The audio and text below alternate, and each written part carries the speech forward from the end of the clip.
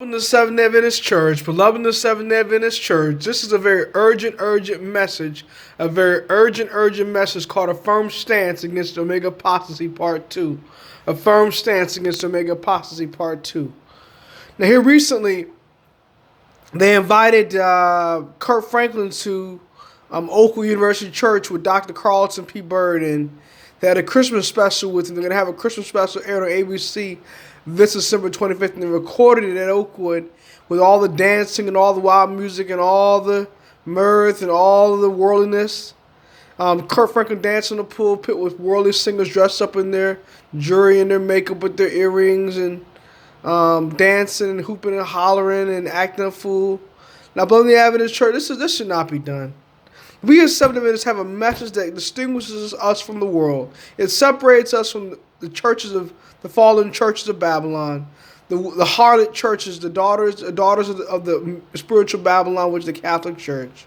And we need to come out of that apostate system and preach a straight testimony in these last days, and not dance in church, listen to wild music, and be involved in immodest dress and eating all kind of things that don't please God. We need to have a straight testimony in these last days, beloved in the Adventist Church. A true Elijah message in these last days, beloved in the Adventist Church. And so what they did was the conference or some kind of system gave Dr. Carlton P. Bird the Oscar Award for inviting all these Babylonian singers into his church. Amazing Word Ministries brought it out in their sermon, saying they gave Dr. Carlton Bird Dr. Carlton Bird an Oscar Award for bringing Kurt Franklin and Fred Hammond to his church, and people like Magic Johnson to his church, and these worldly people into his church, and worldly ministers into his church from the apostate Protestant world. Now, beloved, that's an ecumenical merge with Babylon. We should not be having ecumenical worships with the apostate Protestant world, beloved in the Adventist Church. We should not be uniting with them and worshiping with them and being involved in that ungodly union, beloved in the Adventist Church.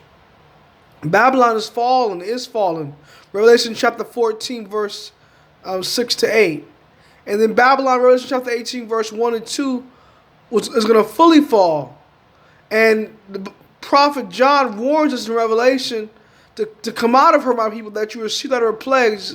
Revelation 18, 1 and 2, come out of her, my people. So when you invite apostate Protestant singers and ministers into your Adventist pulpits, you're joining Babylon, and you're not calling them out of Babylon. You're endorsing what they're doing, and you're saying what they're doing is okay, and you're going to receive the 7 last plagues. So Pastor Carlton P. Bird and all these ministers in the Adventist Church, like Pastor Snell at First Church, inviting first ministers on their pulpit and doing Sunday service at their church, will receive the 7 last plagues just as much as the apostate Protestant world will. Look right here at 1 John chapter 4 and verse 1 and 2. Beloved, believe not every spirit, but try the spirits, whether they are of God, because many false prophets are gone out into the world. Hereby know we the spirit of truth, the spirit of God. Every spirit that confesses that Jesus Christ is come in the flesh is of God, and every spirit that confesses not that Jesus Christ is come in the flesh is not of God. And this is the spirit of Antichrist, whereof we have heard that it should come, and even now already is in the world. Now, beloved in the Adventist Church, when the Pope claims that he is Christ in the veil of the flesh, when the Pope claims that Christ, while has come, he has come in a pre-fall nature before the fall, meaning that he cannot be tempted with our sins, like every other human can be tempted with sin. He's saying that Christ does not come in the flesh. And when we allow apostate Protestant singers in our churches and ministers in our churches, and we allow Catholic priests to walk before our General Conference back in 1990 General Conference, we are saying in the Adventist Church that we accept the Antichrist power, and that Christ is not come in the flesh, beloved. And that's not true. We should not be doing that in these last days. We must be proclaiming the 300 message. We must be calling people out of spiritual Babylon in these last days. Now, beloved in the Adventist Church, 1 John chapter 2 says, 1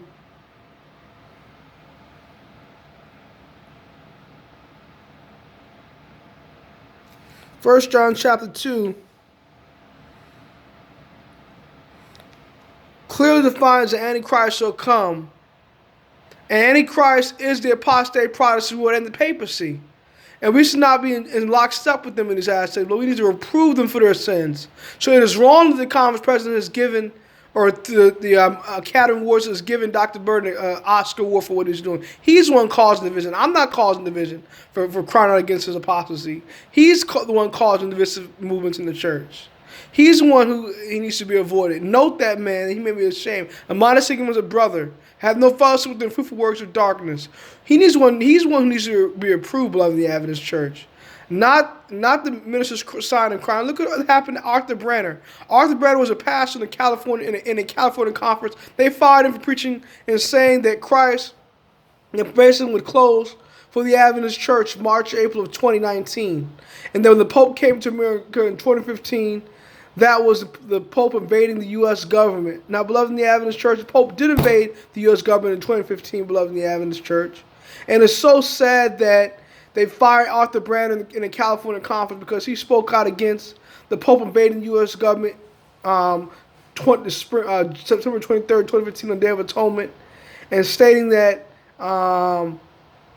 Prayer could close in March, April 2019, and that by 2022 everything was over. He was telling the whole truth, beloved in the Adventist church. He's sighing and crying for all the abominations that done in the church. He's explaining that we need to get ready because basically could close in that time, basically for our spiritual readiness to meet him when he comes back a second time. Christ comes back a second time in the Adventist church. And so it's so sad that they fired him. They probably fired Arthur Branner because they're the ones who don't want to receive the testing truth of overcoming sin in these last days. Testing truth, getting ready for the last days when Christ is to come, praise and is to close, beloved in the Adventist church. And they want to keep the people asleep. They want to hide the truth. They want to cover up the truth, beloved in the Adventist church. And it's so sad, beloved in the Adventist church.